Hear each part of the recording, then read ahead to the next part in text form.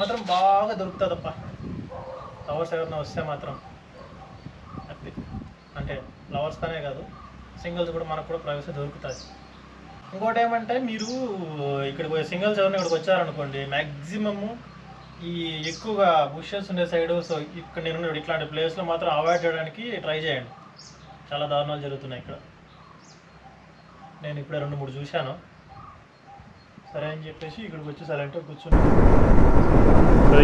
Hello guys, welcome to my channel right somewhere.